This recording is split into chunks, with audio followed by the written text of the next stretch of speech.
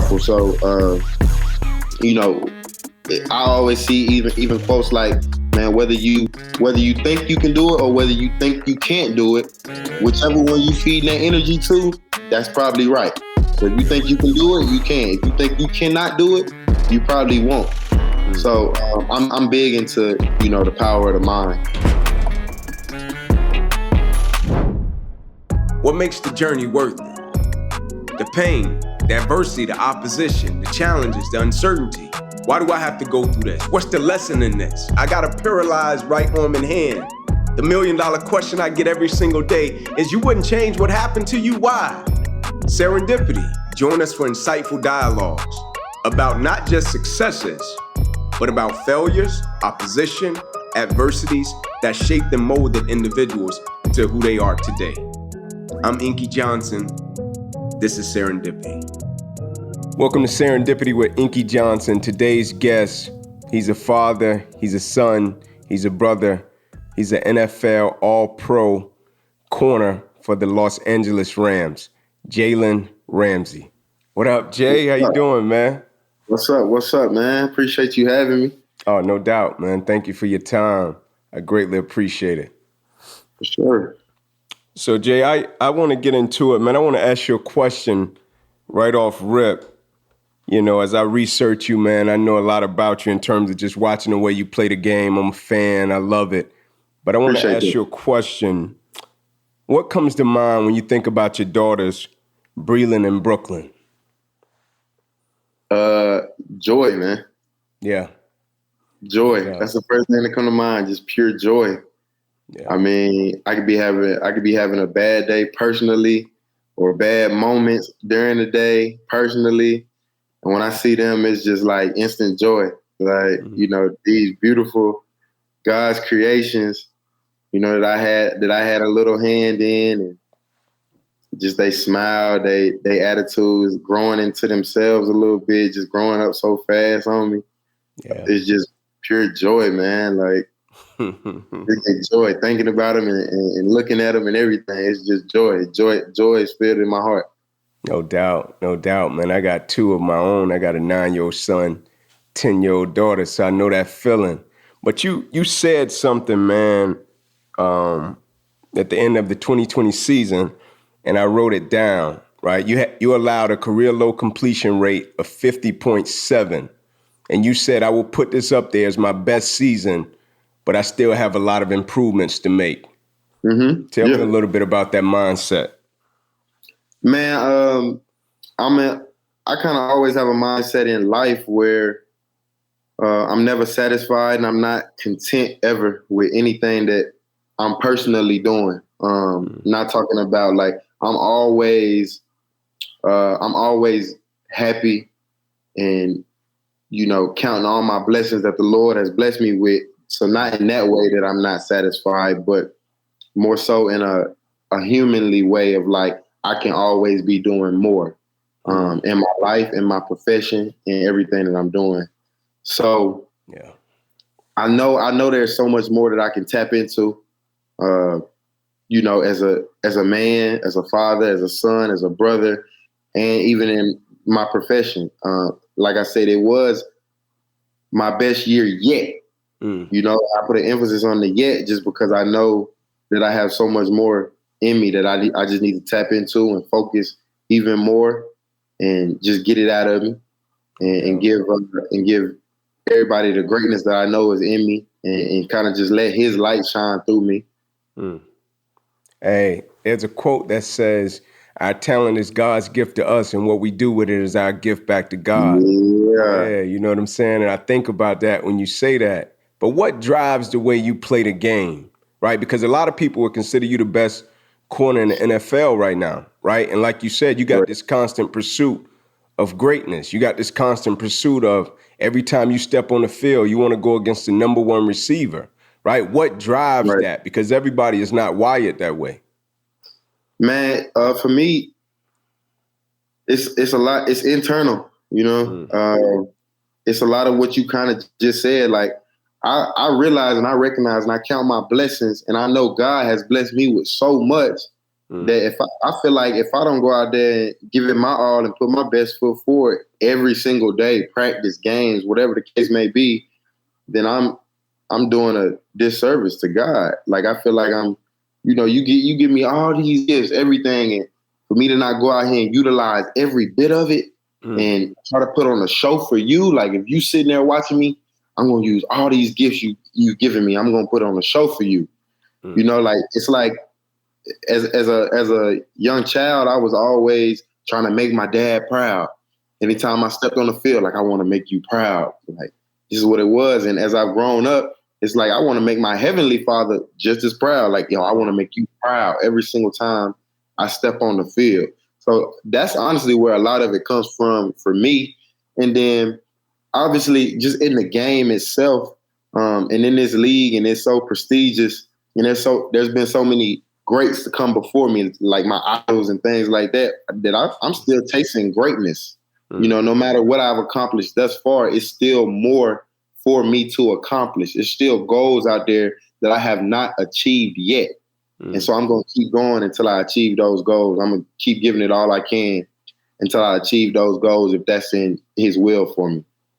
That's real. Jay, do you feel like a lot of people don't understand, or you feel misunderstood? Like when you say, like, man, I'm trying to maximize my gifts and my talents for God. Like, that's why I compete the way I compete, right? And a lot of people will see the way you compete, like it's well documented. You're going to talk trash. You're going to go at a cat. You're going to get in their head. You're going to push them. Yeah. But when I hear you talk, at the foundation of it is basically, bro, I'm just trying to be the greatest, right? I'm trying to maximize my gifts and my talents. Do you feel 100%. Like that's misunderstood a lot? Yeah, it definitely is from the outside looking in. But anybody on the inside, or anybody in my circle, anybody on my team, my teammates, coaches, they all can see it. So, that when outside people can't really, when they're not in that inner circle and they can't feel it, they just, taking bits and pieces and trying to put it together from the outside, it doesn't really bother me just because I know really, what's real and what's true and what's really going on.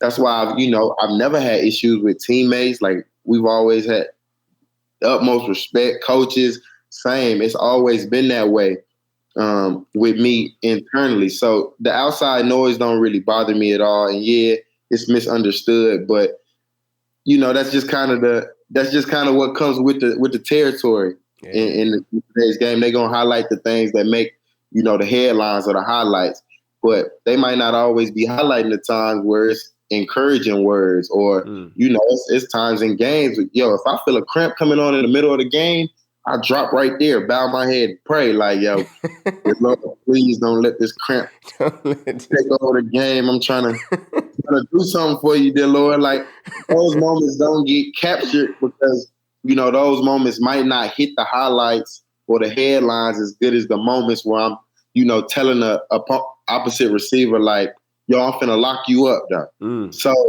it's just kind of what's out there in the media and what people take from it. But anytime you're able to have you in my circle, or you on my team, or one of my coaches or whatever, you always know what's real and what's true about me. No doubt. So Jay, like when you think about the game now, as opposed to when you first came into the league, the goals you had when you first came into the league to the goals that you have now as a player, looking back to the young Jalen Ramsey, what would you tell the young guy that first came into the league, first round, 5th pick, to the Jalen Ramsey now that got paid, highest paid DB NFL history? Like, what would you tell the young guy? What I would tell the young guy is embrace your journey. That's what I would tell the young Jalen. Honestly, just because as soon as you come in the league, especially, being a top 5 pick, a guy who has already a lot of spotlight on you, you're going to, when you a top pick in the draft, you go into a team that's usually not that good, or they either had a bad year. So I already knew the type of situation I was going into, and I felt early as a rookie that I had to be the one to make that difference. I had to be the one to make that change immediately because eyes are on me. and I got to do this and I got to do that, and I got to fill all these voids that they had in the past. And this is why they drafted me. So now I have to fill all them voids and just the pressures that come with it. And, people telling you, you got to do things this way or that way, or, you getting pulled all different ways. And it at times it can make you act out, or it can make you get into a shell. It can do so much different things for you. So what I would tell that Jalen is, yes, you can take advice from people here and there. That's cool, especially if they've been in your shoes, if they've been where you're trying to go. But at the end of the day, embrace your journey, whatever that may be, because your journey is definitely going to be different than somebody else's. The way you go through situations is going to be different than how somebody else may have went through situations. The way that you perceive being a pro may be different than what somebody else perceives being a pro is.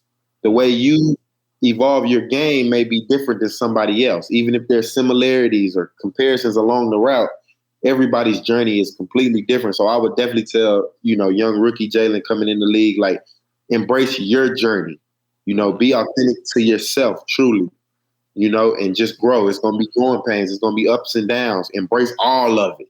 Like without the lows, without the downs, it went how you ready and elevated for when you going up. Absolutely. So embrace every little moment of it. That would be my advice to my younger self. Yeah, I think that's great insight. Like I share with cats all the time, like when they go through adversity and opposition, it carries a lot of pain. Some of our greatest lessons come from pain, right? Yep. And I tell cats all the time, the ability to learn is a gift, even when pain is our teacher. But most importantly, it's not punishment, it's preparation, right? All of it is preparation for who we're destined to become and where we're trying to get to. And so I say that to say this, who do you enjoy competing against, bro? Like in the league? I know it's a lot of cats and you enjoy the competition, but who is that cat or a few cats that when you get done with the game, you like, man, we got our money's worth today? 100%. Right off the top of my head is DeAndre Hopkins, just because I've been in his division since I was in the league. Since I came in the league, I was playing him twice a year. That was like the premier receiver in the AFC South. I was playing him twice a year, and it was my task to cover him, and that's the task that I wanted. I wanted that challenge. And, for a year, and not even a year, it was just half the year, because I still played him one time last year when I got traded. And then the following year, he got traded out here to the NFC West. So now we back at it 2 times a year. So I play him the most of anybody. So I look forward to those matchups just because we're both ever evolving and we're trying to stay at the top of our games. And I would say respectfully, we're at the top of the league right now. So competing with him and, him learning my tendencies, me learning his tendencies is always a good matchup. So I definitely enjoy playing him, but I play some, in my opinion, some greats, some guys who I think will be Hall of Famers. I played, the Julios. I played him once. I played Antonio Brown, who I played him 3 or 4 times now, and every single matchup has been a tough one, and it's been a good one. I played Odell once. I played even former teammates, A-Rob, and I played Amari Cooper. So I have a list of guys, and I'm probably missing some right now, but I definitely have a list of guys who I have a ton of respect for, and I love competing against, and we're gonna always go after it. But D-Hop definitely probably tops my list. Yeah, that's dope, man. When you think back to Smyrna, Tennessee, what comes to mind? The roots. Yes, sir.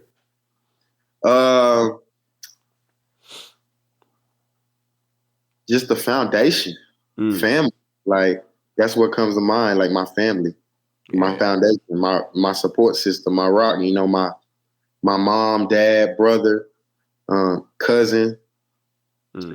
Nobody really knows how much, all of them invested in me. And just how much they've always believed in me from the jump and believed in my dreams. Because sometimes, man, it's sad that, sometimes it's only you believing in your dream. Sometimes you dream You dream so big that it's only you who gonna believe in it. And I still do that to this day. Like, I have dreams that, man, sometimes I don't even share with everybody because I feel like they mental capacity won't even let them think that far. Like, man, what? Like, some dreams I don't even share with people, but having my foundation, my family, my support system from day one, you know, as a little child, being like, man, one day I'm gonna be a star. I'm gonna go to college. I'm gonna go to a big college and play football. I'm gonna get drafted in the NFL. I'm gonna play in the NFL one day. And for your family to believe that as well, and, you know, hold you accountable, make you work hard, man, that was a blessing, like, all my life. So that's what I think of, just family and foundation. That's strong, man. Like, I always see you speak about your family. And I was reading Kobe's book, and he talked about how, like, a lot of people don't realize how important it is to have family and people to support you on the journey to greatness, and how it's a collective process. A lot of people forget that. And so to hear you speak about that, that's dope. And so, Jay, I want to ask you something, man, like, as we get ready to close it out, with the current climate of the world, things people are experiencing with the pandemic, opposition, adversity, like, you operate at a really high level and you've done it consistently, right? In the face of adversity, like I always tell people, it's one thing to win and be great. It's another thing to do it in the face of opposition and adversity. And you've done that, like, time and time again. So if there's a mantra that you live by, or just how you're wired, right? And how you get going, the thing that ticks in you every single day, what insight, advice, perspective that you would share with people right now with the current climate of what we're dealing with in the world to just get people to keep going, man, because it's a tough time? Right, man.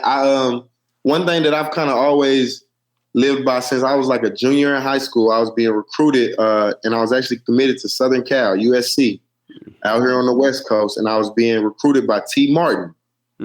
T, you know. Yeah. And he's with the Ravens now as their receiver coach. And me and Coach T, we still talk, like, to this day. I'll hit him up or he'll hit me up here or there.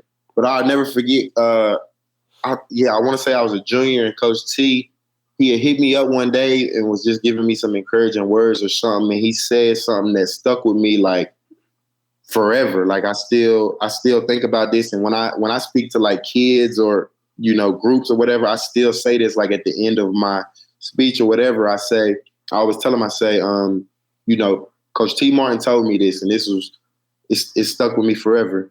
Don't ever let anybody tell you that the sky is the limit when there are footprints on the moon. And, man, it stuck with me because it's like, one, it's true.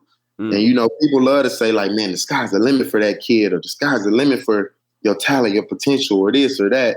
It's like, man, I have no limits. It's footprints on the moon, and we're gonna go past that. Now, you know, we try to go to Mars. Like, we going past that. I have no limits. Anything that I think, you know, I can do.